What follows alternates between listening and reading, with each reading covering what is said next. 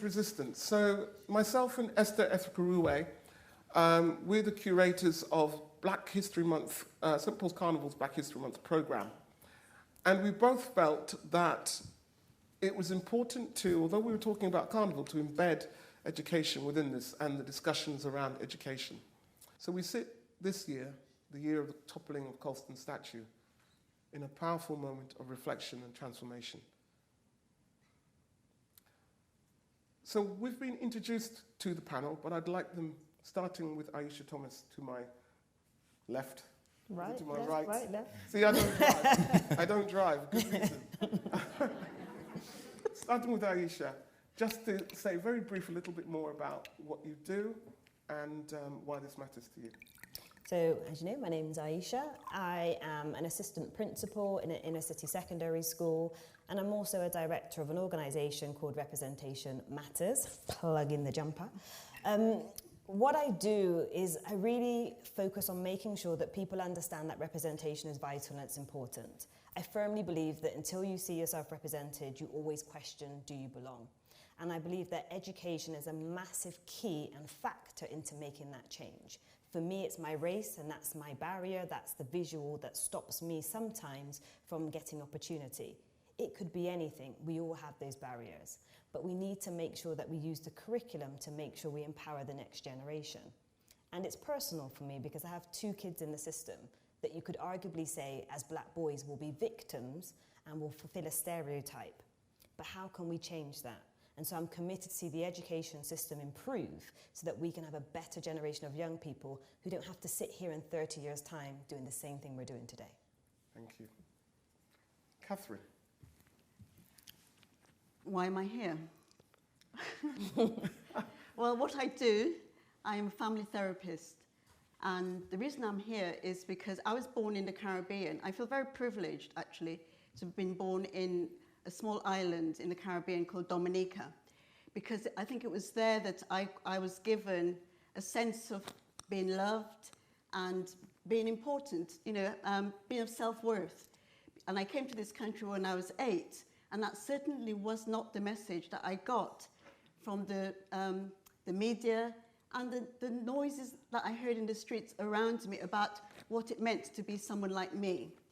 So from the age of 8, in this country, I was beginning to feel something's not quite right with me. But luckily for me, in Dominica, I was left like a lot of people from my generation. We were left behind because our parents they took up the call to come to work for Mother Britain to help rebuild Mother Britain after the Second World War. And so us, me and my sister and others like us were left behind. Luckily for me, I had this aunt. My aunt is a woman, or she's passed now, but her father was Carib, and the Caribs were the original people of Dominica.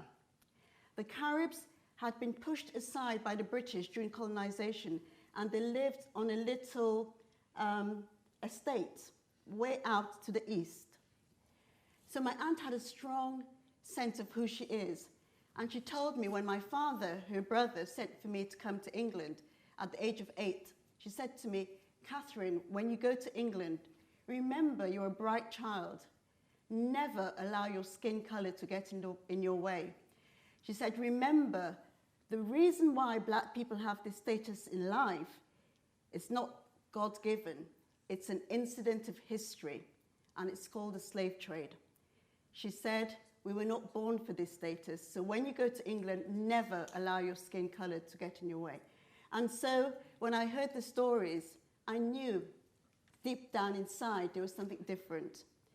So I then went on to education, and I co-founded in 1985 the first Black bookshop in Bristol.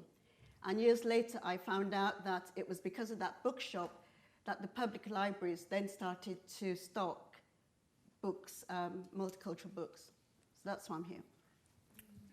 Amongst many, many other things that you've contributed, including a specialist in post-graduate education for Black staff, a huge number of training classes, including yoga as well. Yes, I'm also Right. a yoga teacher. It's Also my a own yoga peace of teacher. mind now. Right, yes. Osei. Hi. So I guess I'm Osei. I guess I'm a freelance actor, model, and an activist as of this year. So I sort of got into this conversation through Aisha, actually. We met about a year and a half ago, and sat down and had an in-depth conversation about how I could do what she does, but through the arts, because that is what I do. So it wasn't until this, because of BLM, that I was able to put that into action. But I have been planning since sitting down with her. And I think the main thing for me is that education doesn't stop at the school gates or the school doors. It continues into the films, the theatre, the music, into every part of our life. And I think it's crucial for us to pay attention to that and the effect that that has on people, and how we can effectively change that so we can bring about some of the changes that these great women have been campaigning for. Thank you. What were your experiences of being in the education system in the times that you were going through it? I'm thinking more school system at this point. Who are you starting with? This is done 2 or 3. I'll start, I don't mind. I guess it's interesting because I went to a multicultural primary school, so certainly from that perspective, the system allowed me to hear about myself. You did the typical things, you did Eid, you did Diwali, you did Christmas, we had Black History Month. It was fine. The realization of me understanding that my blackness was an issue, I guess the point I became racialized was when I went to secondary school. So my mum sent me to a school in South Gloss, and it was predominantly white, middle class. And that was the first time I realized that my blackness was a problem. That was the time where I had students say to me, or my friends say, "You're not allowed to come to my house because you're black." And this is in '96. So we're not talking years and years and years ago. And we're in a situation where those systems didn't allow for me to express how that felt. The system didn't allow for that to be challenged and dismantled. And to have one black teacher in my school who actually did the opposite of support but ran away, I didn't understand at the time why she did that. But when I reflect on it, I see the burden of being the only black in the space, the burden of having to be a homogenous example of blackness. And that was too much for her. And so when I think about the education system, it was unfair. I didn't feel valued, I didn't feel important, and I didn't see myself. The only knowledge I gained was slavery, and that was it. I will pick up on that, and I think even though all we learn about is slavery, it's a very restricted and limited view. We often get taught that slavery was a thing that happened in the Americas, and then Britain came in and just ended it, and that was it almost. Well, that was my experience anyway. So it's not even a case of we acknowledge the horrors of slavery or the fact that Britain took part in it. It's just a case of slavery happened, it was bad, we shouldn't do it again.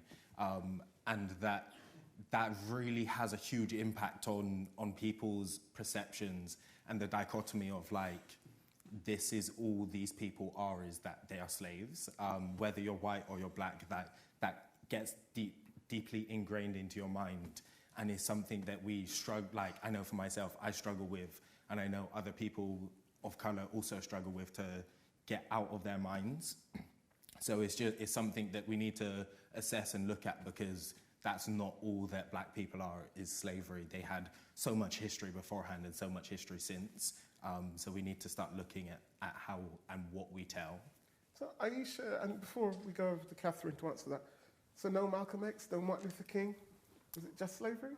It was pretty much just slavery, if I'm being completely honest with you. Yes, you hear about Malcolm X, yes, you heard about Martin Luther King, but I couldn't have told you anything about Malcolm X in his life.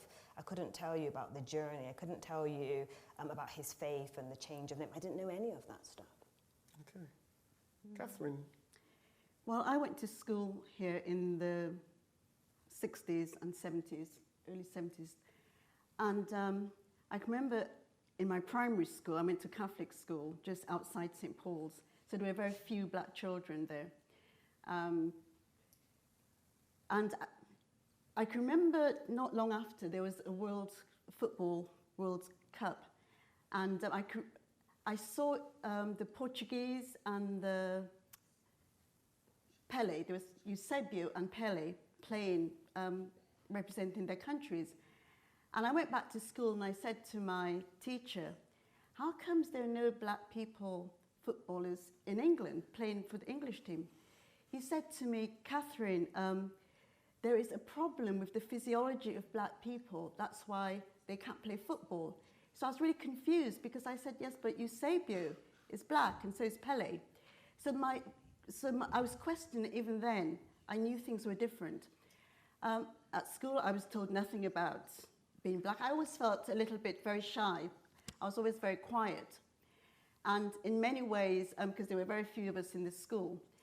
But I can remember one day in the playground, this was in Redfield, in Bristol, we were in the playground and there was an older black man walking just outside the school gates. And a lot of the kids ran to stare at this man. And the teacher who was on duty came up to the fence where we were and said, why are you all staring at this darkie when we've got our own little darkie pet here? So that's my memories of my early school days. I also remember once, it was the Christmas play. I had a friend whose name I won't call out just in case she's still here. She's here. And she said, I really like you. And she said to me, my mum's coming to the school play tonight.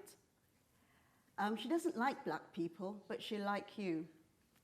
And those are my memories of early school. And I remember in the secondary school, I never saw any black teachers at all. But I did have memories of Dominica, so I knew we could do it. I remember putting my hands up to ask questions, and I was ignored. So I guess from there, what I got was the feelings that we weren't expected to be bright. You know, we weren't expected to know anything. So there was a low expectations I felt the teachers had of people like myself. So that's my experience. Catherine, in Dominica, was the curriculum much different? Did you find out about black figures at all? No, I learned all about Horatio Nelson, Dick Whittington, you know, all these people, nothing about people like ourselves. And when I came here, I also drew the best snowflake. I've never seen a snowflake in my life, you know. So, no. So it's often said that people knew everything about Britain, but even when they were being educated in the Caribbean or on the African continent, the British people likewise didn't learn anything about them. No. Yeah. Why does it matter? Why does diversifying the curriculum, why more black teachers, why does it matter? Starting, well, all three, but let's start with Aisha. Me? It matters for me because of the children. That's why it matters.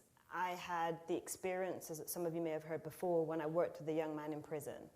And he said to me that, you know, perhaps if I'd been his teacher, he wouldn't have been in prison. And the reason why he said that was because he said the stereotypes and the representation that he saw showed him that he could only amount to crime or media or sport. There was no other value in himself except for entertainment purposes. And he took that pathway. And then he said anyone of significance in the world that he'd ever been taught about or he had seen, they were all white. So it got me thinking, okay, so representation does matter because what you see, be it over or under, it will have an impact. And I did a little bit of an assembly with some children in a primary school. And I was talking to them and I was giving them lots of information and we talked about Lonnie G. Johnson and we talked about Garrett Morgan, giving them all these great examples. And a 5-year-old white girl said to me, I didn't know that black people could make things. She's 5. And at the same time, a boy who is Somali descent said to me, I didn't know that I could be an engineer. These are 5-year-olds who have already got certain ideologies about what they can and cannot do. And that brought tears to my eyes. So for me, it's not just about the person being in the classroom. Yes, representation matters in the physicality of it. But what it also means is that you have people championing the change to the curriculum. It means that people are there talking about their lived experiences. It means that not just black children, but white children get to understand that racial superiority needs to be stripped and we need to see the value in everybody and what everybody contributes. We can't just have single funds of knowledge because that frames how we see the world. Catherine? Why does it matter? It matters because there's been an arrogance and ignorance of history which has imprisoned all of our minds. It hasn't only damaged black people, it's damaged white people, because we've all been conned. It's been a big, big con. And it privileges the wealthy, the ruling classes. And what it has done in doing that is dehumanized black people. Doesn't even talk about, I'm not even talking about racism, it's the dehumanization. There were models developed by pseudoscientists which measured the brains of African people compared to the brains of white people. But what they were measuring were the experiences, because that's all they knew. The ignorance didn't tell them that because these African people did not have the same experiences as them, there is no way that development would be the same.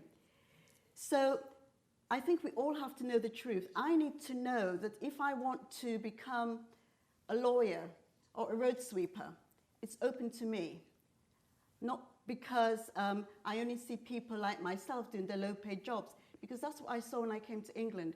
All the people, like my parents who came here, they were the nurses, or they worked in the chocolate factories, or the railways, whatever. In Bristol, it was the chocolate factories and the nursing. I wanted to do other things, so I needed to know people like me can do anything we want to if we work hard enough and if we have the opportunities. And really, it's about opportunities. What I knew growing up in St. Paul's, I didn't have the same opportunities as a lot of my white middle-class friends. I knew that the teachers who looked at me did not see me in the same lenses as they saw my white friends. And I couldn't blame them because that's how they were brought up. That's what they had internalized. So I think it's important that these changes happen for everyone, for everyone. I used to spend a lot of time running anti-racism courses, and I thought, why am I doing this? It's about empowering ourselves now. You know, when we spend all our time educating people against racism, the dehumanization is still going on because we need to develop, and we need the systems to change, we need the structures to change.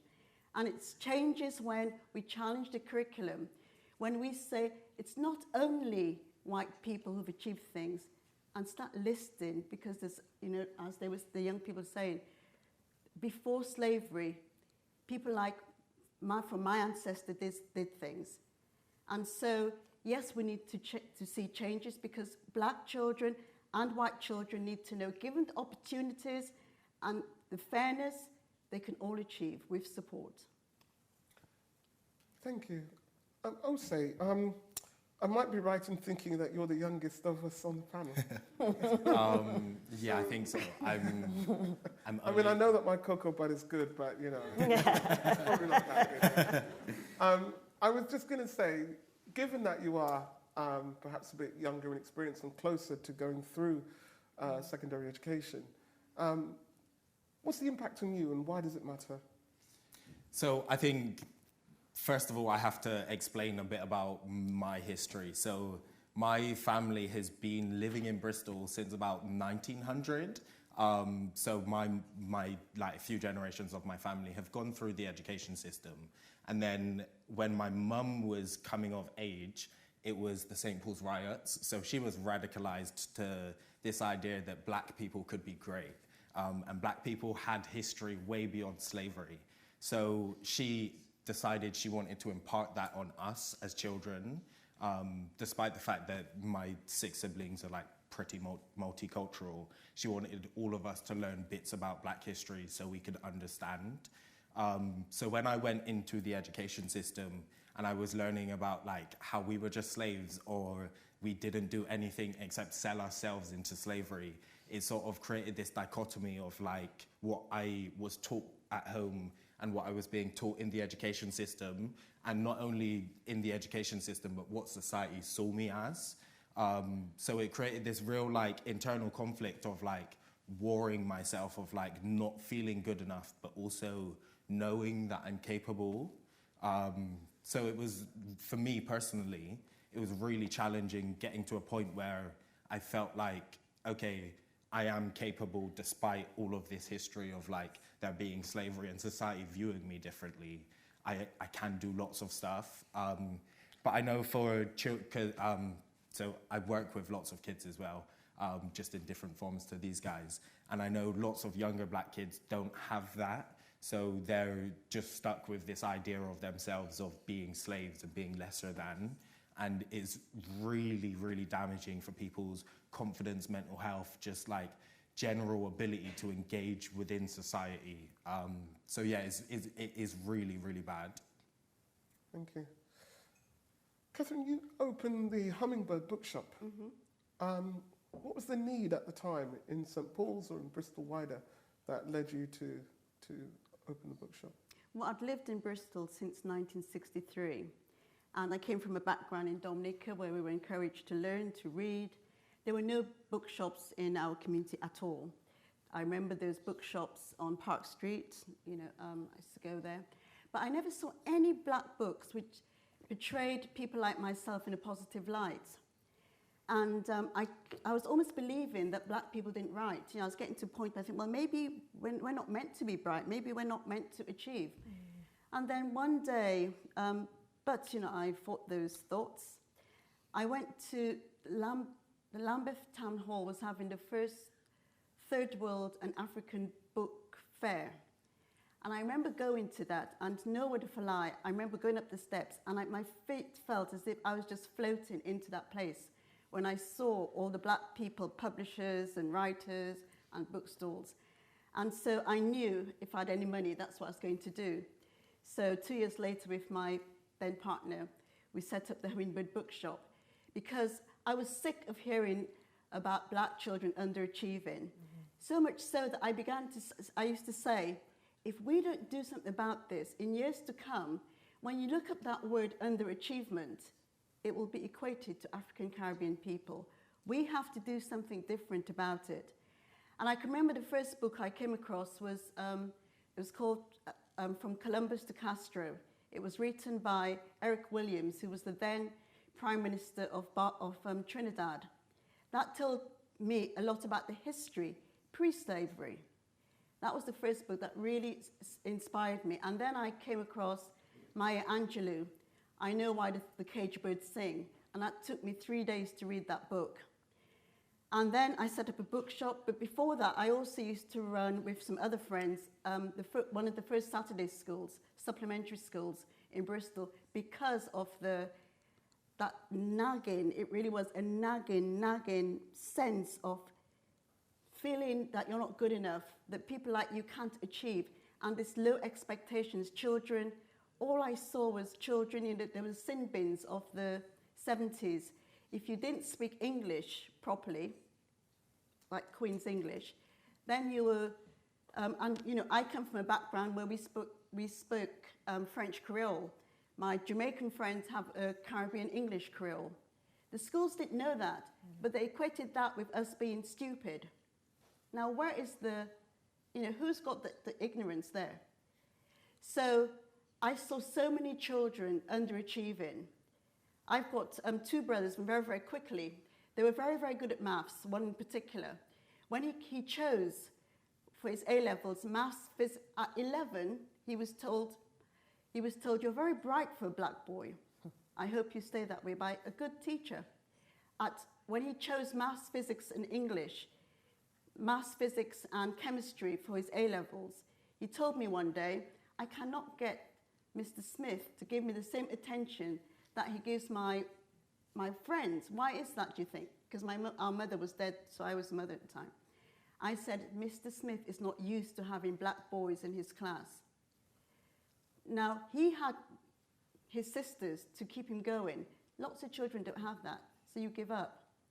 So yes, I was just sick of the low expectations and the internalization of that by the children themselves, because they had no one to support them.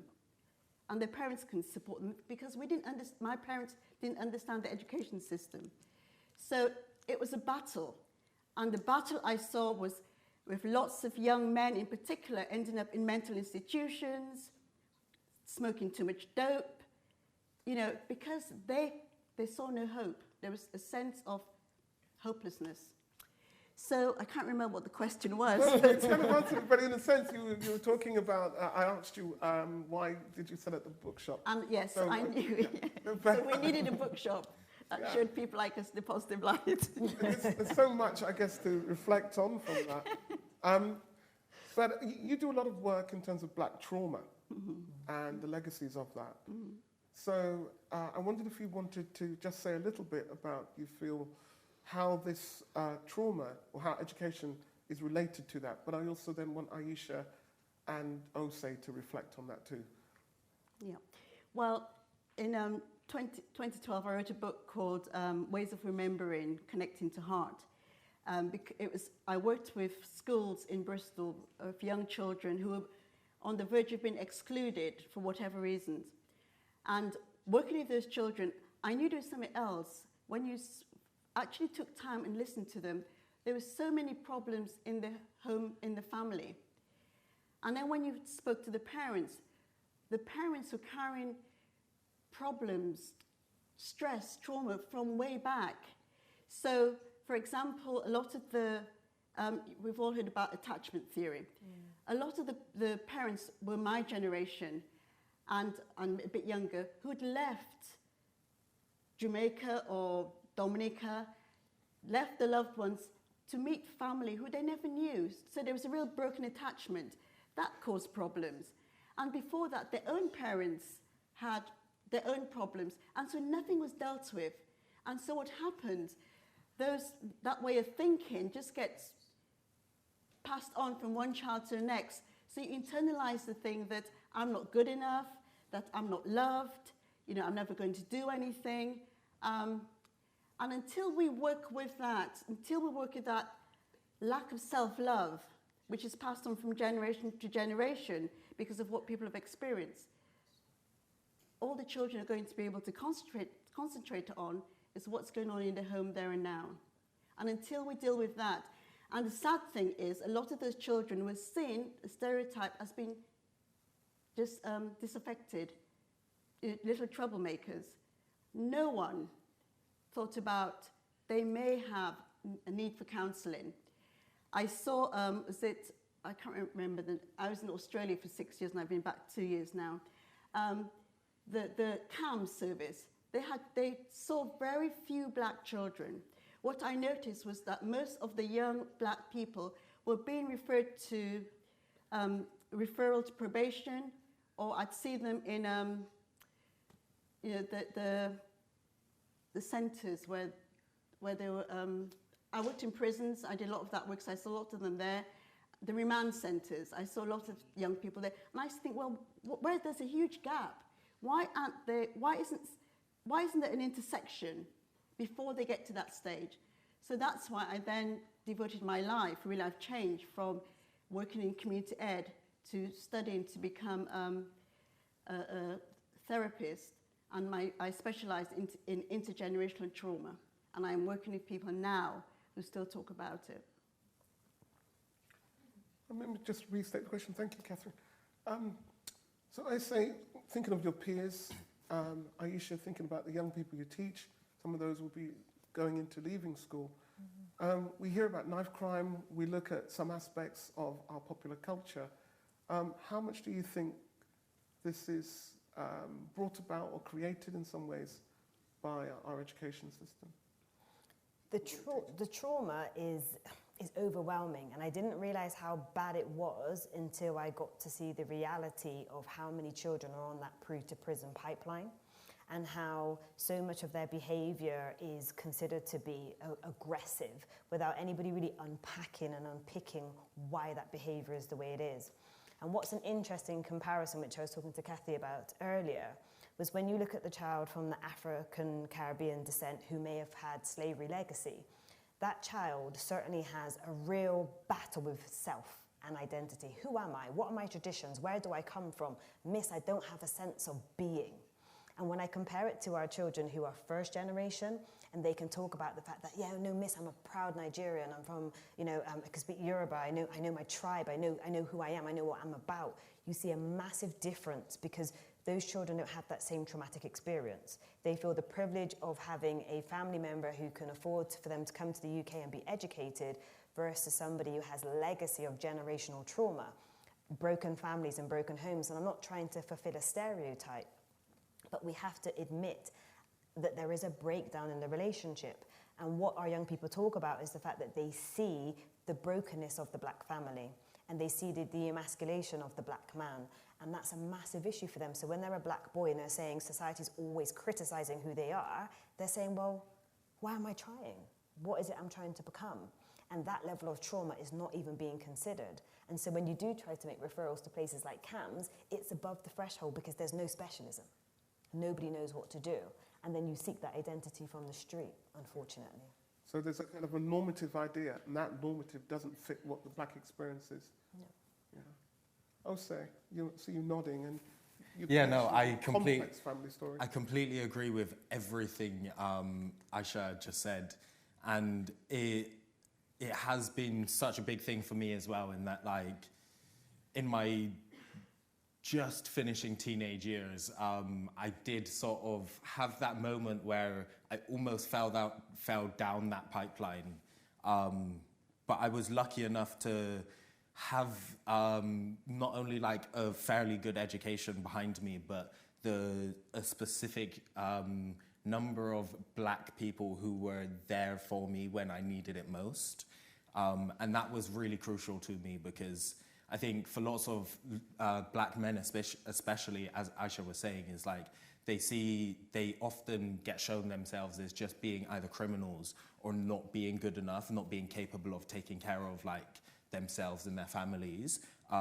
So it's this idea of like, what is the point? What am I trying for? Why am I gonna get an education or go out and get a job when at the end of the day someone could just turn around and not even openly say that it's because of the color of my skin, but fire me or kick me, don't like me, or I'm being too aggressive.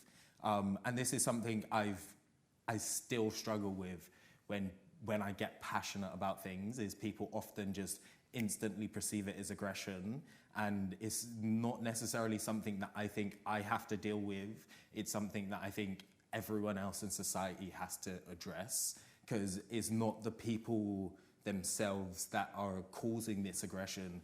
It's this ingrained idea of not having anywhere to belong, not being somewhere that you can fit in and just talk to people and just engage with everyone in a normal way. So yeah, it is really affecting lots of different people, and it ends up just perpetuating the stereotype.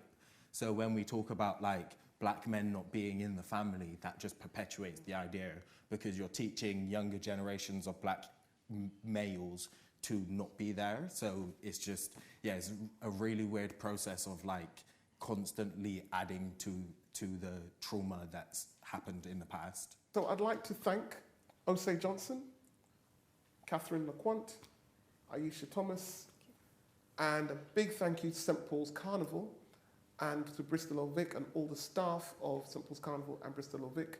My co-curator, Esther Africa-Ruwe, probably got it wrong. Nope, she's giving it the thumbs up. But thank you all for coming out on Sunday. I hope you enjoy this. Please do follow up the One Bristol curriculum and show your support. And thank you to our signer, Nikki.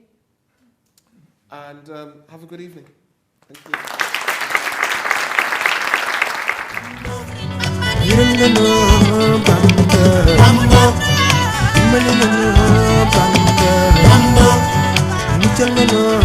you.